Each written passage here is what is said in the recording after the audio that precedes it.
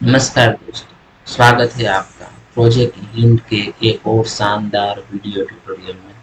आज हम इस वीडियो में पीएचपी वेरिएबल के बारे में बात करेंगे। पीएचपी वेरिएबल वेरिएबल क्या होते हैं, राइट? वेरिएबल डिक्लेयर कैसे होते हैं, वेरिएबल के नेमिंग रूल और कन्वेंशन क्या है, वेरिएबल में वैल्यू असाइन कैसे करते हैं और इको कैसे करते हैं, वो सब कुछ आज इस वीडियो में हम जानेंगे। एक और चीज़ है वेरिएबल में, वेरिएबल का टाइप्स क्या होता है, जैसे कि स्ट्रिंग है, इंटीजर है, बुलियन है, राइट? और उसका स्कोप होता है, वेरिएबल का स्कोप यानी कि ग्लोबल है, स्टैटिक है, राइट? तो उस सभी के बारे में आज हम इस वीडियो में जानेंगे। तो चलिए दोस्तों, हम शुरू करते हैं। अगर आप पीएचपी वेरिएबल के बारे में डिटेल में जानना चाहते हैं तो आप हमारी वेबसाइट projecthint.com पर पीएचपी ट्यूटोरियल सिलेक्ट करके पीएचपी वेरिएबल वाले सेक्शन में से सब कुछ वहाँ पर डिटेल में जान सकते हैं। ठीक है, तो चलिए शुरू करते हैं। पीएचपी वेरिएबल क्या होता है? तो वेरिएबल क्या होता है कि एक तरीके से कंटेनर होता है, राइट?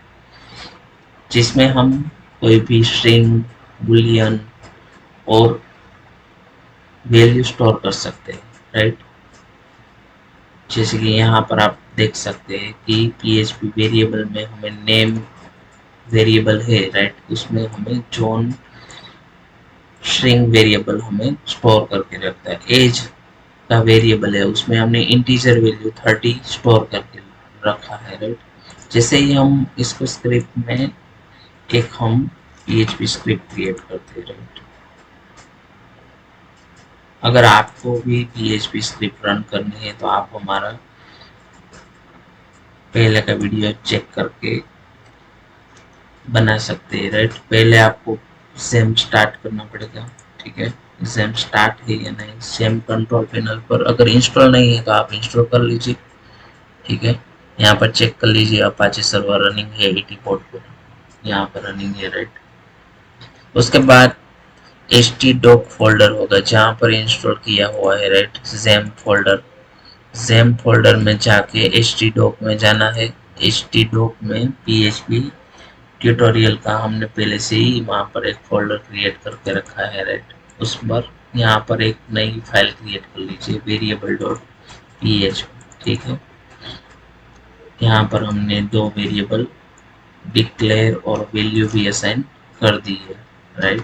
ठीक है, तो ये वेरिएबल डिक्लेयर कैसे होता है और वेरिएबल में वैल्यू कैसे हम असाइन कर सकते हैं, इन एग्जांपल से हम समझ सकते हैं, ठीक है? जैसे कि यहाँ पर नेम जोन है, इसको हमें प्रिंट करवाना है, राइट? कुछ दिखाना है तो हम इको कीवर्ड का यूज करेंगे, डॉलर नेम, ठीक है? वो बी आर कर देते हैं 4।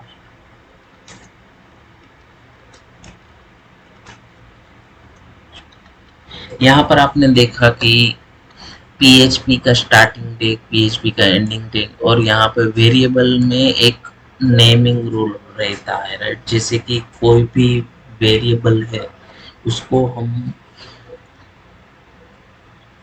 कुछ कंडीशन वहाँ पर आगे रहती है, जैसे कि अल्फा न्यूमेरिक कैरेक्टर यूज कर सकते हैं, जैसे कि ए बी सी डी का ए टू जेड और 0 to 9 डिजिट हम यूज कर सकते हैं वेरिएबल का नेम देने में, ठीक है?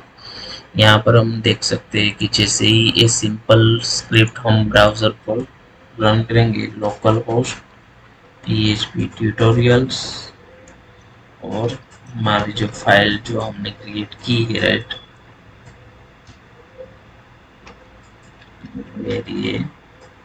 Variable dot php, that is what I miss. Okay, only यहाँ। तो आप यहाँ पर देख सकते हैं कि पहला वाला जो वेरिएबल है यानी कि नेमिंग स्ट्रिंग वाला, स्ट्रिंग वेरिएबल में जो लिखा है वो यहाँ पर प्रिंट होके आ गया और दूसरा जो इंटीजर वैल्यू है 30 वो भी लिख कर आ गया है। अभी हम बात कर रहे थे कि वेरिएबल डिक्लेयर तो हो गया है, राइट? लेकिन उसका नेमिंग रूल के बारे में बात कर रही थी। कि कोई भी वेरिएबल है वो डॉलर साइन से ही स्टार्ट होता है। अगर हम यहाँ पर डॉलर साइन हटा देते हैं तो इनवैलिड हो जाएगा, यहाँ पर सिंटेक्स एरर आ जाएगी इस तरीके से, राइट। तो वेरिएबल में डॉलर साइन मस्ट है, यानी कि डॉलर पहले वहां पर लिखना पड़ेगा, उसके बाद ही वेरिएबल को स्टार्ट कर सकते हैं। दूसरी बात ये है कि जो भी वेरिएबल है, राइट, उस पर यहाँ पर नेमिंग, यानी कि जो हम नेम दे रहे हैं उसमें अल्फा न्यूमेरिक कैरेक्टर ही होना चाहिए। यानी कि यहाँ पर अगर आप कुछ और n% एट द रेट करके यहाँ पर आप लिख देते हैं, राइट, स्पेशल कैरेक्टर यूज करते हैं, तो भी वो सिंटेक्स एरर देगा, वो नहीं चलेगा, ठीक है। एक और चीज थी कि यहाँ पर आप अंडरस्कोर यूज कर सकते हैं। स्टार्टिंग जो कैरेक्टर है, फर्स्ट वाला कैरेक्टर डॉलर के बाद में, उस पर अंडरस्कोर किया है तो वो चलेगा, राइट। यहाँ पर नेम है, उस पर यहाँ पर स्टार्टिंग में नेम अंडरस्कोर करके लिखे, राइट, जैसे कि फर्स्ट अंडरस्कोर नेम, ऐसे, सॉरी, फर्स्ट अंडरस्कोर नेम, तो वो चलेगा। यानी कि वेरिएबल नेम में अंडरस्कोर हम यूज कर सकते हैं, लेकिन यहाँ पर डेस और सब कुछ हम यूज नहीं कर सकते। डेस यूज नहीं कर सकते, स्पेस भी नहीं यूज कर सकते हैं, और सभी का नेम का एक रूल है, राइट, क्योंकि हम अल्फा न्यूमेरिक कैरेक्टर ही यूज कर सकते हैं। स्टार्टिंग में डिजिट भी नहीं यूज कर सकते। जैसे कि यहाँ पर एज है, राइट, तो मैं यहाँ पर लिख दूँ 30, $30 इज इक्वल टू $30, ऐसे नहीं चलेगा। देख सकते हो यहाँ पर सिंटेक्स एरर दे देंगे, ठीक है। तो ये सभी नेमिंग रूल कन्वेंशन पीएचपी में पता है। और एक और चीज़ थी कि जो वेरिएबल है, राइट, उस पर क्या होता है कि केस सेंसिटिव, यानी कि पहले की वीडियो में मैंने बात की थी कि केस सेंसिटिव क्या है, राइट। जैसे कि एज वेरिएबल है, राइट, यहाँ पर हम देख सकते हैं कि एज में 30 वैल्यू स्टोर की हुई है, राइट, और दूसरा वाला वेरिएबल हम यहाँ पर डिक्लेयर करके उस पर वैल्यू असाइन कर देते हैं, वहां पर लिख देते हैं 35, राइट, और इसका ए कैपिटल कर देते हैं। ये दोनों अलग तरीके से की वैल्यू स्टोर करेगा, राइट। एज वाला जो स्मॉल में लिखा है उस पर 30 है, और जो कैपिटल में हमने जो एज लिखा है, राइट, उस पर 35 वैल्यू है। तो दोनों में डिफरेंट डिफरेंट वैल्यू स्टोर होगी, यानी कि case sensitive variable case sensitive होते हैं, राइट। अभी यहाँ पर आपने देखा कि यहाँ पर हमने टाइप्स ऑफ वेरिएबल भी यहाँ पर देखा कि स्ट्रिंग वैल्यू स्टोर कर सकते हैं, इंटीजर वैल्यू स्टोर कर सकते हैं, राइट। तो वेरिएबल का काफ़ी कुछ टाइप होता है, जैसे कि string, integer, boolean, array, object, null, int, और सभी वेरिएबल की टाइप्स है, राइट। आप ज़्यादा उसके बारे में अगर जानना चाहते हैं तो यहाँ पर आप जान सकते हैं कि हमने ऑलरेडी वहाँ पर दिखाया कि डेटा टाइप्स किन किन टाइप की होती है वेरिएबल में।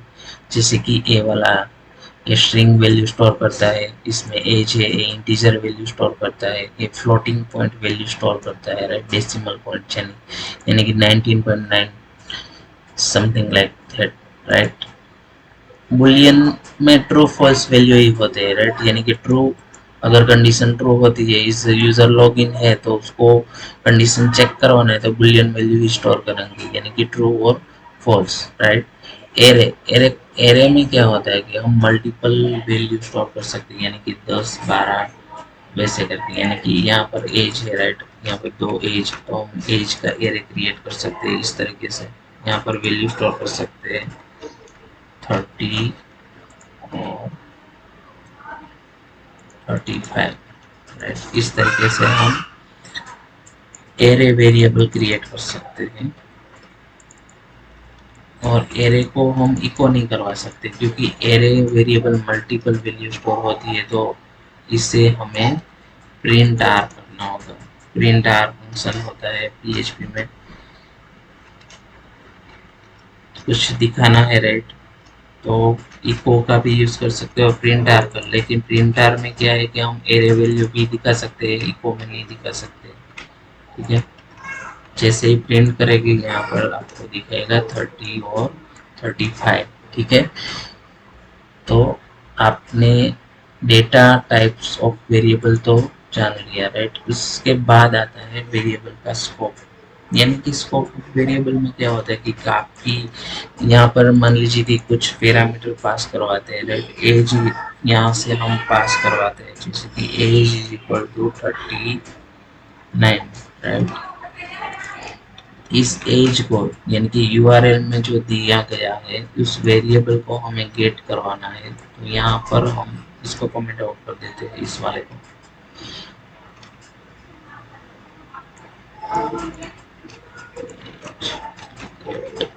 इस वेरिएबल का नाम हम कर देते हैं एज गेट। ठीक है,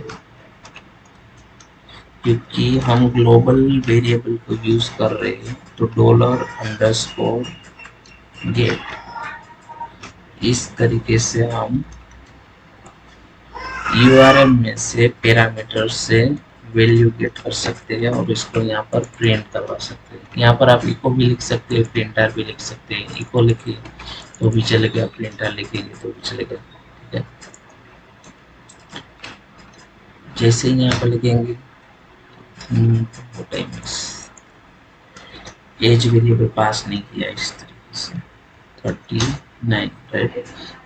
जो भी वैल्यू यहाँ पर आप पास करेंगे और यहाँ पर प्रिंट होके आएगी, यानी कि ग्लोबल स्कोप में से हम यूज कर सकते हैं। ठीक है, पीएचपी स्क्रिप्ट में ग्लोबल स्कोप बहुत ज़्यादा इम्पोर्टेंस है, राइट। यहाँ पर गेट $_ होता है, $_ होता है, $_ भी होता है।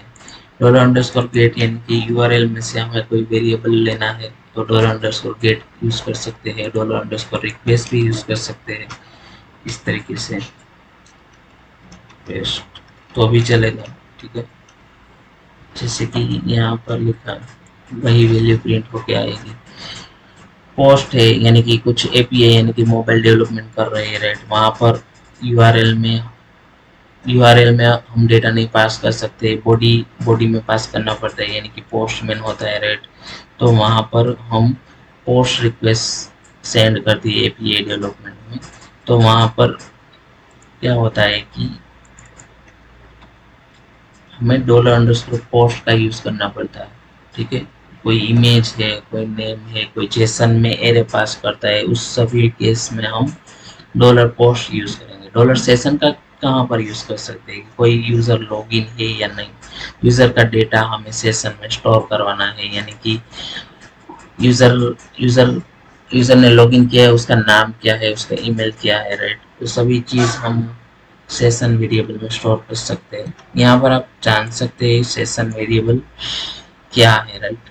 यहाँ पर ऑलरेडी ऐसे $_ सेशन करके हम यूज कर सकते हैं। ठीक है, $_ जैसे मैंने बताया कि पोस्ट वेरिएबल कहाँ पर यूज होता है, एपीआई में ज़्यादातर वहाँ पर ही यूज होता है, गेट और पोस्ट, राइट। यहाँ पर लोकल और ग्लोबल स्कोप की हम बात कर रहे थे। लोकल स्कोप तो हो गया है कि जैसे कि हम एक एग्जांपल लेके, ग्लोबल स्कोप क्या है कि कोई वेरिएबल ग्लोबली डिक्लेयर किया है, कुछ फंक्शन में हमें यूज करना है, तो ग्लोबल कीवर्ड से हम उसको यूज कर सकते हैं, राइट। जैसे कि यहाँ पर ये वाली स्क्रिप्ट हम कॉपी कर लेते हैं। ठीक है, यहाँ पर मैंने ग्लोबल वेरिएबल डिक्लेयर किया हुआ है। ठीक है,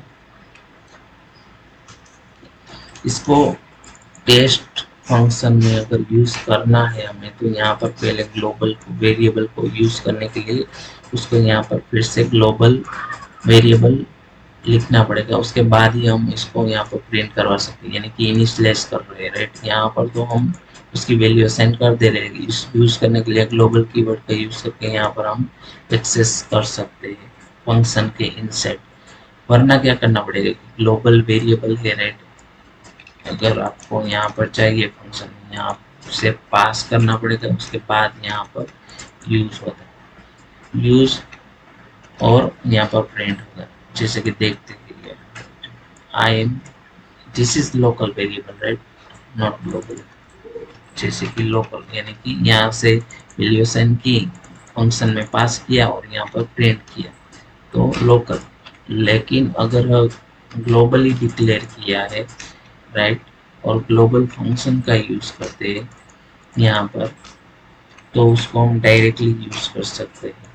अगर ये लाइन हटा दो तो ये नहीं चलेगा, यहाँ पर अनडिफाइंड ऐसे करके वार्निंग आएगी, राइट, क्योंकि इसको हम डिक्लेयर कर रहे हैं लेकिन उसको यहाँ पर एक्सेस नहीं कर रहे ग्लोबल कीवर्ड से। अगर एक्सेस करना है तो ग्लोबल कीवर्ड का यूज करना पड़ेगा, ठीक है।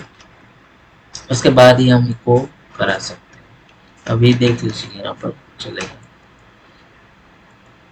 ये तो आपको समझ आ गया, राइट। जैसे कि मैंने ये बताया कि लोकल वेरिएबल है, इसको यहाँ पर पास करके भी हम लोकली यूज कर सकते हैं, और ग्लोबल वेरिएबल है उसको ग्लोबल कीवर्ड से भी एक्सेस कर सकते हैं। और सुपर ग्लोबल के बारे में भी हमने बात की, गेट पोस्ट और सेशन के बारे में, राइट। तो इस तरीके से आपने इस वीडियो में जाना कि PHP वेरिएबल क्या होती है, कैसे डिक्लेयर होता है, उसमें नेमिंग रूल कैसे होते हैं, राइट, और उसका वेरिएबल का स्कोप कैसा होता है, उसका डिफरेंट टाइप, डेटा टाइप किन किन तरीके से वेरिएबल होते हैं, राइट। तो मिलते हैं अगली वीडियो में, तब के लिए अगली वीडियो में हम बात करेंगे PHP इको और प्रिंट के बारे में, ठीक है। अगर आपको हमारा वीडियो पसंद आया तो आप हमारा वीडियो को लाइक कर सकते हैं, शेयर कर सकते हो, और हमारे YouTube चैनल को सब्सक्राइब भी कर सकते हैं। Thank you for your watching.